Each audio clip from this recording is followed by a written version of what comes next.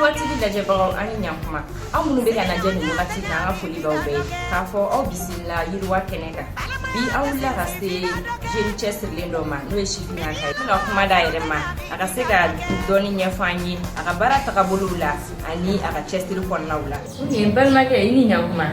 i bismillah YIRIWA kene ka ambi fo yiga baraw be dabla ka anjalibi ajarani ambi fo ipse di to ni jam fa la me bagaw bon ne to Sekou CAMARA ne mo chama mendo Ladji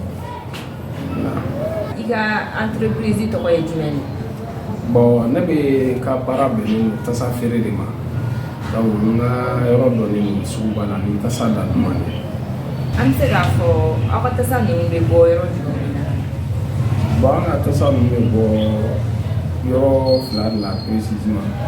a follow Dubai parce que anga bara famba be ni shi fere de ma donc ni shi ni chama be bo Dubai on ko fe abe ko shini fe anga tasa famba be bo Dubai iye tasa fere indamine abe sanse go bon ne be tasa fere na abe sanworo ake abo na ma sanworo da fa ko so wiye kalon deke nyana ka se tasa fere ma kono bon ne kalange parce que ne droit de que wa an claro la yama na to suti an na tasa fere mo na parce que an sumo ne be tasa fere so sumo go fi ya fam président be na kaw ne be na kaw de tasa fere be pi barbe ka bara be no tasa fere de on le kama ni tasa fere choisir na ya famia se wuye bagite à l'université mais si allait kalana il y a bara kakabulu maso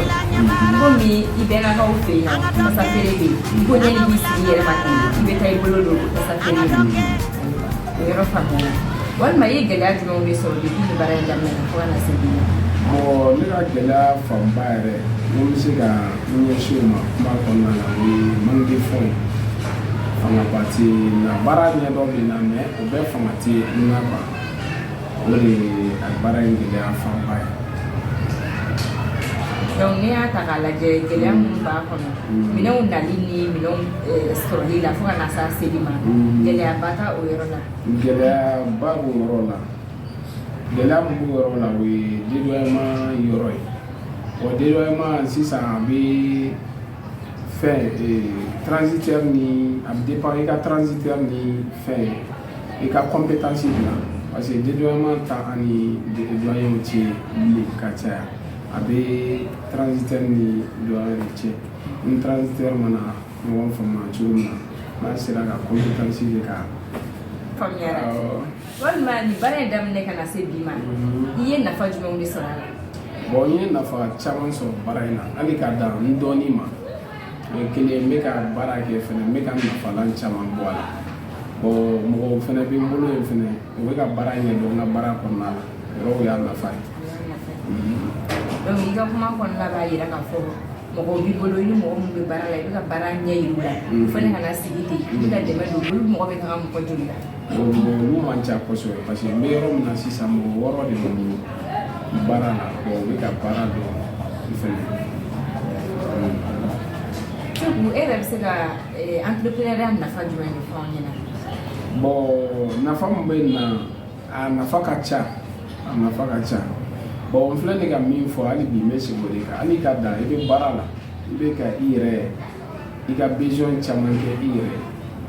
bon fi be ga mo fene mo ro bi bolo abara ko na la ulu fene mo go be ga ni akon na ro ya na fa de voilà aywa yena nga se mission e fonctionne roma dalil kan juma de be bolo kala se chifina ka uma bon la delicam mene bolo ka yesi chifina ka uma we ibe kalanke limina barako amoto ajere bolo parce kala me ke ko do ni kama ko fa barako be ni lala ya fa a chamana ibe kla kala na binya shi barami na ala aja anye ibulu